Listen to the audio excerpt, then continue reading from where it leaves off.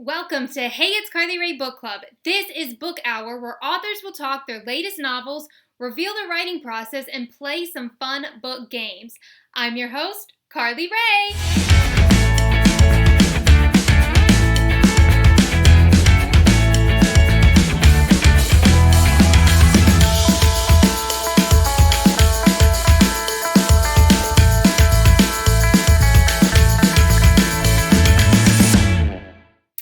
Today, we have USA bestselling author Sara Ackerman on Book Hour. We're going to be talking about her latest novel, Red Sky Over Hawaii, finding out if she has a secret writing escape on the island, as well as how well she knows her character's dialogue, and if she'll ever write a book set outside of Hawaii. We'll dive in right after this.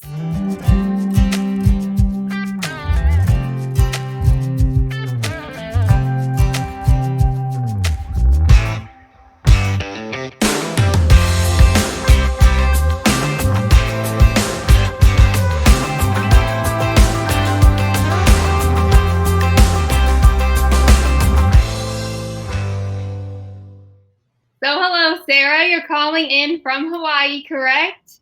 Yes. Aloha, everybody. Happy to be here.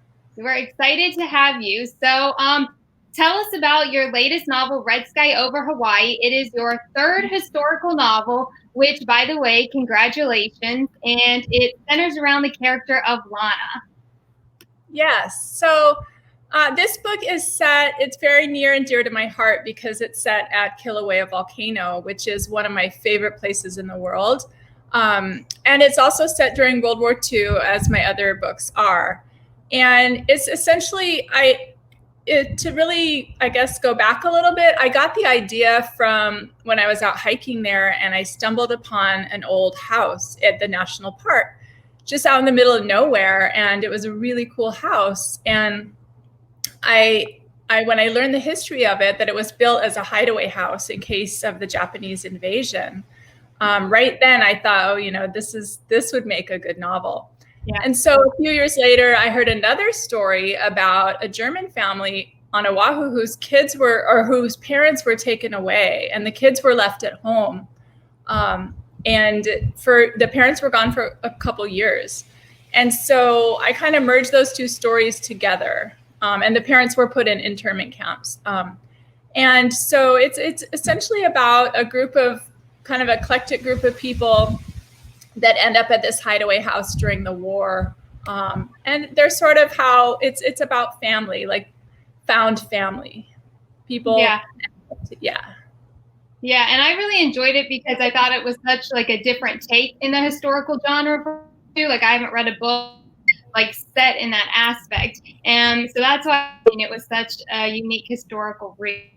And because it casts almost this like hidden light on what people on the island went through during that time, this made me feel like you captured that turbulent time for the native people of Hawaii. And it made me actually feel as if I was there. You made me see it through Lana's eyes, which I really enjoyed. So one question I was really curious about is, did you have to do a lot of research for this book, particularly about the detainment camps there in Hawaii?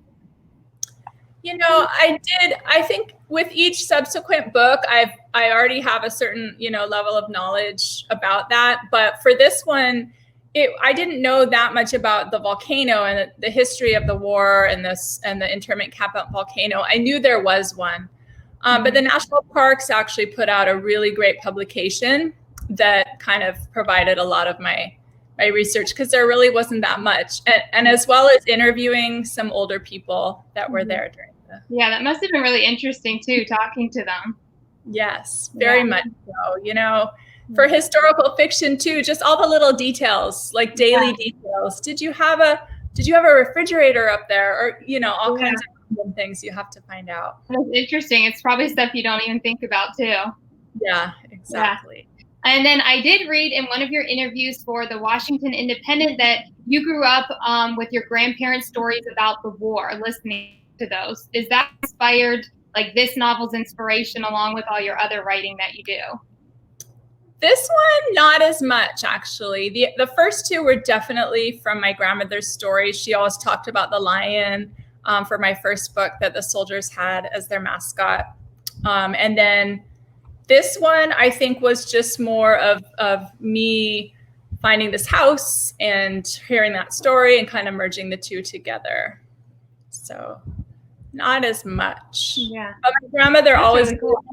she always did like Okay. to talk about the eruption, how the volcano erupted during the war. And you could see the red sky. Yeah. Well, one thing I was, oh, wow. That's actually really cool. I never even thought about that. Mm-hmm. One thing I was most curious about, well, I guess this kind of ties into that, was the magic of the volcano. Like you talk about at the beginning of this novel and towards the end. Is that like in Hawaii legend, or is that something you kind of imagined about the volcano? Well, if you've ever been there, and you haven't been there, have you? No, I haven't been to Hawaii, but now you made me want to be able to go there. So hopefully one day. I think that the volcano is just, it's, if you've been there, you know, there's this kind of energy there, and it does, I think, because it's foggy and cold and kind of ethereal, there's lunar landscape where the lava is and these craters, and then there's kind of misty forests. And so it kind of feels like a fairy and elf wonderland in a way. And then also, I think, you know, a lot of people are drawn to the volcano for its energy, and it's the new earth being created. And that's where, so I think kind of those two. And then there's a goddess, like the Hawaiian goddess of fire or new earth is Pele. And that's her home. I've heard of that. Okay. Yes. Wow. There's a lot of Hawaiian myths around it as well. Yeah. That's really cool. Well, you heard Sara talk about Red Sky over Hawaii and all of the questions that we had. So we are going to be back after this. Coffee. The liquid that helps us start our day or keeps us going at 2 p.m. when our keyboard pillow nap comes calling. You're good. At Fire Department Coffee, we know how important it is to you that your coffee tastes great. Because let's face it, when you're choking down 8 to 10 cups of bean juice a day running back-to-back calls, or just trying to keep your wits together while your well-behaved children tug at every last strand of your sanity, we want to make sure that every last drop in your mug is the best coffee you've ever tasted. Who are you talking to? That's why at Fire Department Coffee, every stage of your order is watched after by carefully trained professional eyes, like our head roaster, retired fire captain Dave Dave!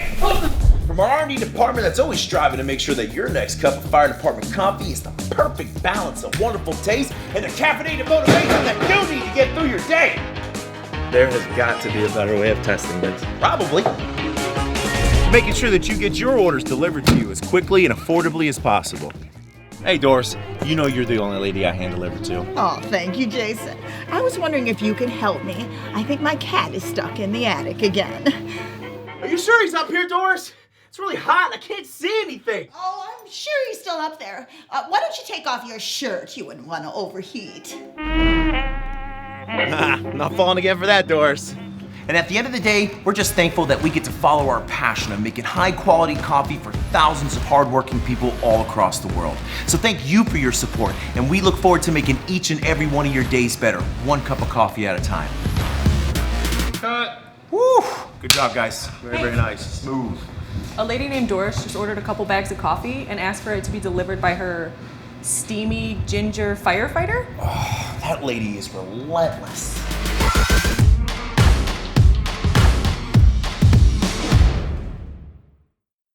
Welcome back to Hey, It's Book Hour. Something I was really excited to see, Sara, is you sent in exclusive clips of the island that are actually scenes that inspired parts of your book. So while we show them, tell us more about the places and if there's anything else you want to add about Red Sky. These are horses. There are horses in my book at the volcano. Here's Kilauea Halemaumau crater. The house that inspired my book, Idaho.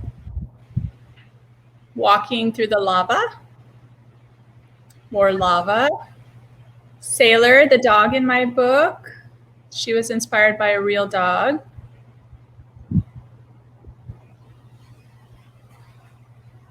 Yeah, and something that I have read a lot in that is like you like writing about a lot of animals and having them in your story. And I really enjoyed Sailor, the aspect of her in the novel as well.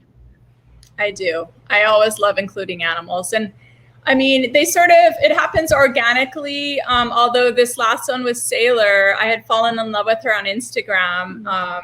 And then when I asked her mom if I could write her into my book, she said yes.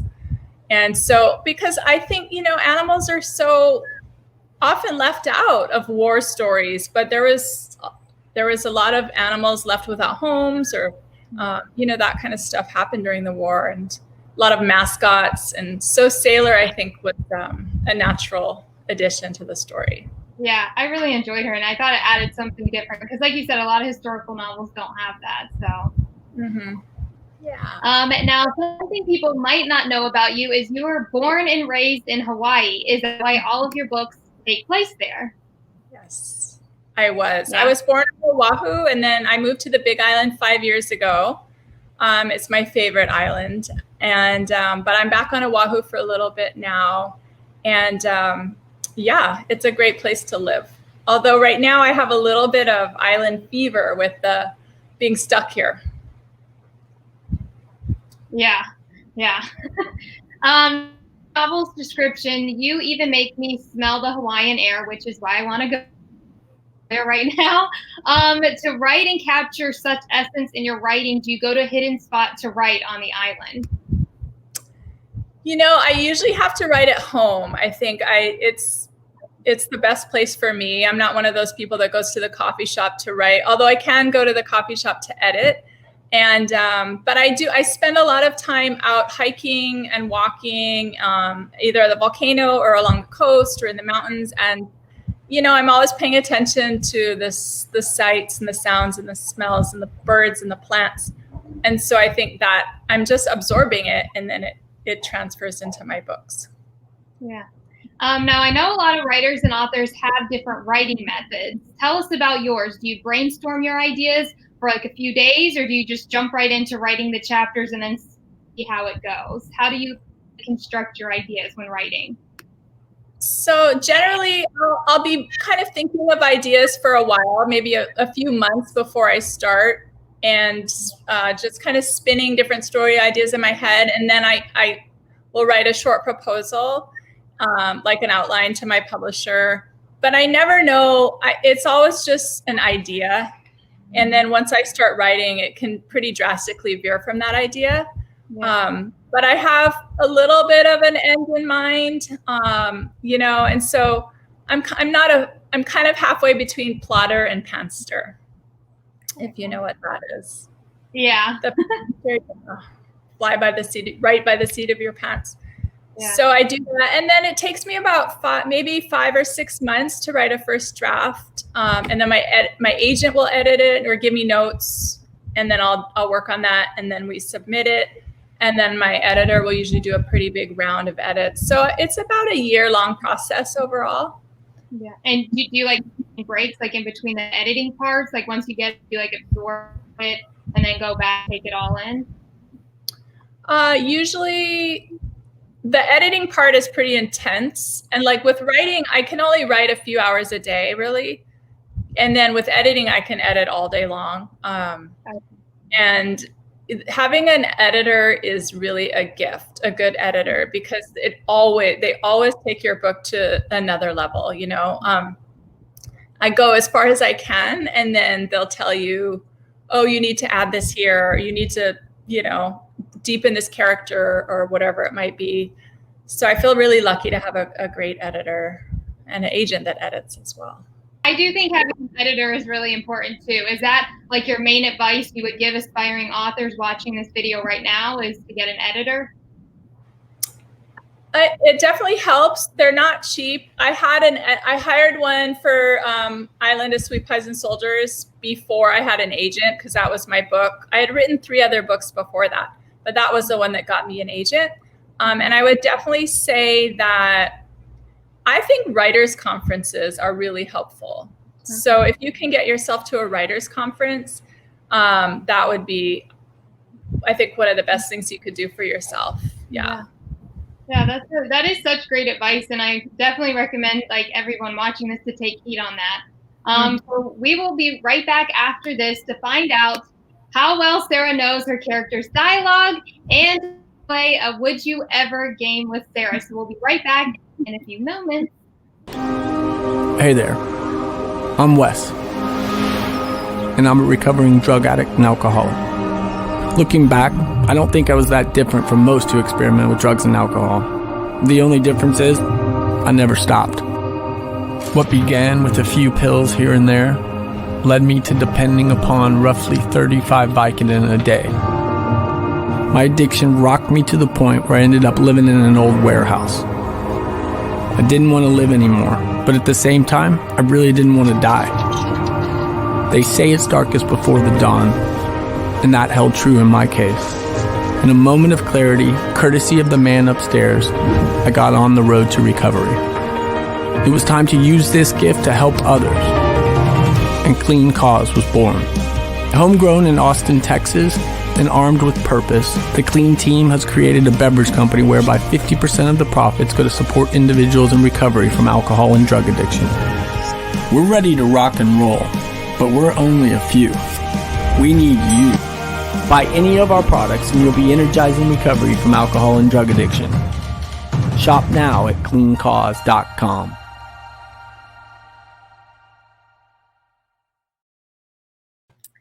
Welcome back, and I'm excited because now it's game time on Hey, It's Carly Rae Book Hour. And the first game we're going to play with Sara is Would You Ever? And the first is, would you ever write a YA fantasy novel?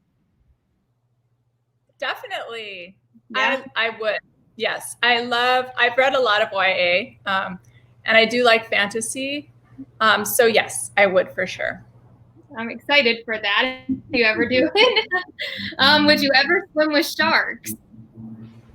Well, I have swam with sharks, not intentionally, but I would like to swim again, like in a shark cage where I feel safe. But I do, like with little reef sharks, we have little reef sharks here, and I swim with them, and they're actually pretty cute. So it depends on the size and the kind. Okay. Would you ever base a character on yourself? Would I what? Would you ever base a character on yourself? You know, I think all of the characters have a little bit of me in them. Yeah. So yes. Would you ever go skydiving? No. No. No, definitely not. Would you ever open your own bookstore in Hawaii? I would love to. I've always wanted to. So yes. Okay. Well, that concludes our Would You Evers with Sara. Now we're going to dive into the dialogue and see how well Sara knows the dialogue in Red Sky Over Hawaii. And the first dialogue is, dreams are what hold our world together. Which character said that? Oh gosh. This is scary, intimidating. Is this Lana? No, it was on page 28, and the chapter was The Homecoming. Those are the hints. Oh gosh. Okay. Was it Mochi? No, it was. Do you want me to tell you? Yes. Dr. Waddell. Oh my gosh. I see. I wouldn't even have guessed that. I completely forget a lot of what's in my books. It's funny. Now, your next one, which I think you'll be able to get this one, is promises can be tricky things. Sometimes the maker of the promise has every intention of following through, but the world gets in the way and complicates things. Okay. Is that Lana? Yes. Oh, this is funny. Now, the next one is, you could spend all day debating who was to blame, but in the end, it was just life. No one has an instruction manual for how to instructions. We're all doing our best. Which character said that one? Is that Grant? Yes. Oh, yay. All right, and then your last one is, nothing wrong with miracles. They are merely highly concentrated beliefs. I'm gonna say, is that Mochi? Yes. Okay. All right. So that concludes our game time. Now, Sara, I just want to thank you for being on Book Hour. What you write in all your books really have impacted the historical genre. You are the historical writer of Hawaii, in my opinion. No one captures the magic of the island like you. So tell us where viewers can pick up a copy of Red Sky Over Hawaii. Oh, thank you. So exciting to hear. Well, it's pretty much at all the bookstores, bookshop.org, anything online, Barnes & Noble, Amazon, Kobo. And then a lot of the local bookstores have it as well, so you might just want to check. Libraries as well. And then my website, ackermanbooks.com, it has buy links. So if you just go to my website as well. Okay, and we will put the links down below too on the video. And then where can viewers find you if they want to find more out about you on social media? I love Instagram, so I am Sara Ackerman Books on Instagram, and Facebook, I think I'm Ackerman Books. Those are the two social media. And then I also have Pinterest as well. Cool. Yeah. And I bet you pin a lot about Hawaii as well. I do. I have a Hawaii Files one, and then Book Love, and then I have my books. So yeah, it's fun. I like Pinterest. I really like it too. I find a lot of recipes on there. Me too. Me too. Now, before we leave you, I want to know if there's going to be another book from you soon. Well, the word is July of next year, July 2021, Radar Girls. It's another Hawaii historical fiction about cool women doing secret things. Another World War II, yeah. Okay, I'm really excited about that. I cannot wait to get a copy. And now you guys heard Sara. Radar Girls is going to be her next novel, and I, for one, again, cannot wait to read it. But while we wait for it, if you guys haven't picked up a copy of Red Sky, I definitely recommend getting a copy. And thank you, Sara, for being on HeyitsCarlyRae Book Hour, our very first guest. And thank you, everyone who's watching. I hope everyone has an awesome day. Thank you. Bye, everybody.